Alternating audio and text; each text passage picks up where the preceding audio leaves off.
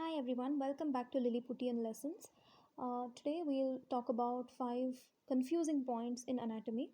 The first one, which I would like to start off with, is all the exceptions in the pharyngeal arch derivatives. So here we have a set of seven groups of structures which are all having a common nerve supply or origin, but there is one exception in this group, and that is supplied by something else. So we will see all of these. I have highlighted the first two and I'll highlight the rest as we go ahead.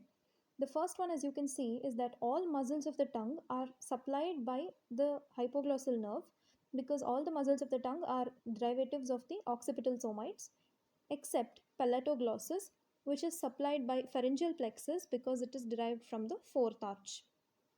The next one is that all muscles of pharynx are supplied by pharyngeal plexus because they are derivatives of the fourth arch, except stylopharyngeus, which is a derivative of the third arch, and the nerve of the third arch is glossopharyngeal nerve. We'll see the third one now. All the muscles of the larynx are supplied by recurrent laryngeal nerve because they are derived from the sixth arch, except cricothyroid, which is supplied by external laryngeal nerve because it is a derivative of the fourth arch. All the muscles of the soft palate are derived from fourth arch and as a result are supplied by pharyngeal plexus, except tensor veli palatini, which is a derivative of the first arch and is supplied by the nerve to medial pterygoid, which is a branch of mandibular nerve. And we know that mandibular nerve is the nerve of the first arch. All the infrahyoid muscles are supplied by ansa cervicalis, except thyrohyoid, which is supplied by the C1 through the hypoglossal nerve. The entire face receives its sensory supply from trigeminal nerve except the skin over the mandible, or to be more specific, the skin over the angle of the mandible. That is supplied by the greater auricular nerve, which is derived from C2 and C3. The next one is that all the laryngeal cartilages are derived from fourth and sixth arch except epiglottis, which is derived from the hypobranchial eminence of the fourth arch. So I hope this table is very clear. I'd like you to take a screenshot of this and write it down somewhere because this is very high yielding. We'll go to the next one. These are about the dangerous areas.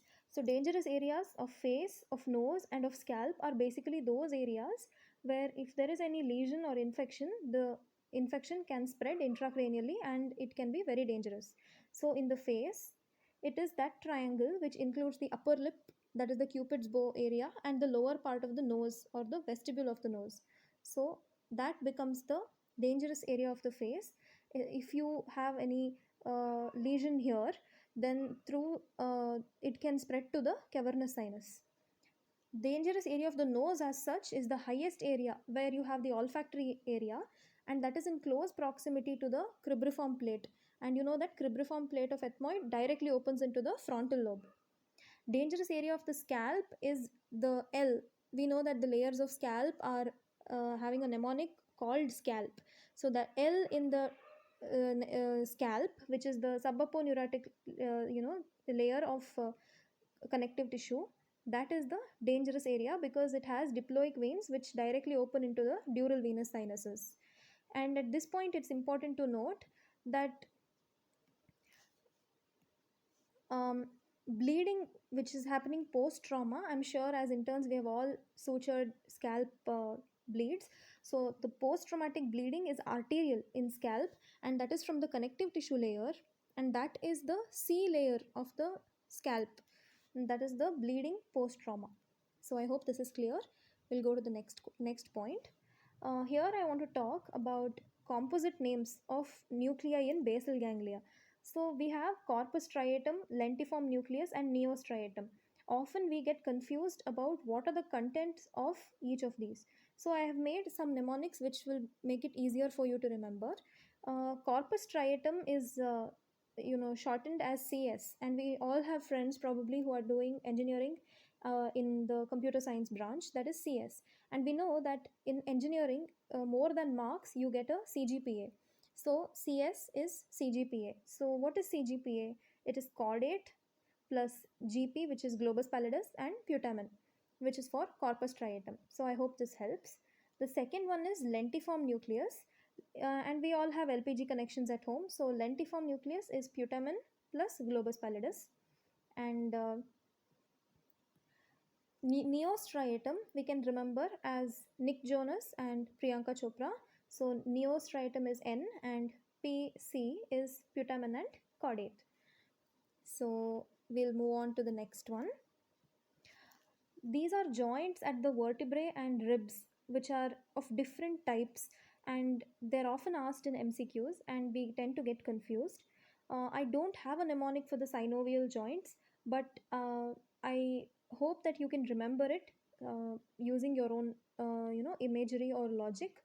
So synovial joints will be costovertebral, costotransverse, interchondral, the joint of 8th and ninth rib with the 7th, and 2nd to 7th rib with the sternum.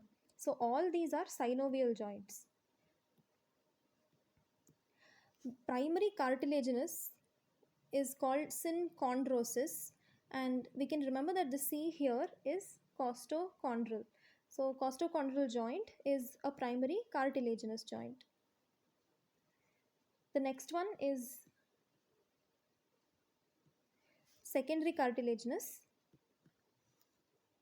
It's also called symphysis. So the letter S there, you can see that sternum is present in symphysis. So it is manobriosternal and xiphisternal. The next one is synarthrosis. How I would like to remember this is, we all know the Indian ancient person, saint, sage called Manu. Usually it is said that the equivalent of Manu in the European history was Adam. He was considered the first human being, and we know that these mythological tales tell us that Eve, who was the female counterpart of Adam, was derived from Adam's rib. So Manu is Adam and rib is Eve. So Adam and Eve will be manubrium and first rib. That will be a synarthrosis. We'll go to the next one, which is very, very frequently asked. So I have mnemonics for these. So we should know the muscles of larynx and their actions. We have two types of actions. One is happening at the laryngeal inlet, and we know that the laryngeal inlet is guarded by the epiglottis, right? So we have epiglottis in both the opening of the laryngeal inlet as well as closing of the inlet. And at the vocal cord, we don't have epiglottis. It's mostly dealing with arytenoids, cricoid, and thyroid. So various combinations of these will help in the movements of vocal cord. So first we'll see laryngeal inlet. To open the laryngeal inlet, we need thyroepiglotticus, which can be remembered as OT. OT is otherwise operation theatre. To close the laryngeal inlet, we use interarytenoid and aryepiglotticus, which is CIA, Central Investigative Agency. So that is about the inlet of the larynx. At the vocal cord, we have abduction, adduction, tension, relaxation. So how we'll remember abduction is the other meaning of abduction is kidnapping somebody, and when you want to kidnap somebody, you do it from behind. So posterior cricoarytenoid will be for abduction. So when you want to kidnap someone, if you want to make sure that your dear ones don't get kidnapped, you have to arrange for their safety, right? So that kidnapping muscle itself is the safety muscle of the larynx. For adduction, you can imagine that you're sitting next to someone and going close to them from the side. Usually, like how we do in classes, we are sitting next to someone and we are whispering something into their ear from the side. So it is lateral cricoarytenoid and it is used for whispering. That is adduction at the vocal cord. For tension, you can remember that when the vocal cord muscles are tensed, you get a very high pitch. So that is otherwise called screeching noise, right? So when you have screeching, the word cre is already there in screech. So that is cricothyroid. Okay, and for relaxation, we all know that if we listen to Arijit Singh's voice, we get relaxed very much, and his voice is a classical low pitched voice. I'm not talking about his singing, I'm just talking about the male voice, which is of a lower pitch than the female voice. So, for relaxation, if we remember Ari of Arijit Singh, we know that it is thyroarytenoid. Although the posterior cricoarytenoid is the safety muscle of the larynx because it helps in abduction and avoids closing of the vocal cord, we should remember that the safety muscle of the tongue is genioglossus because it prevents the tongue from falling back and obstructing the airway. But how do we remember this? We can remember that geniuses don't talk too much, right? So genioglossus is the safety muscle of the tongue. So I hope you found this session helpful. If you did, leave a comment below, like the video, and share it with your friends. I'm waiting to hear from you. I'll come back with more videos soon. Bye bye.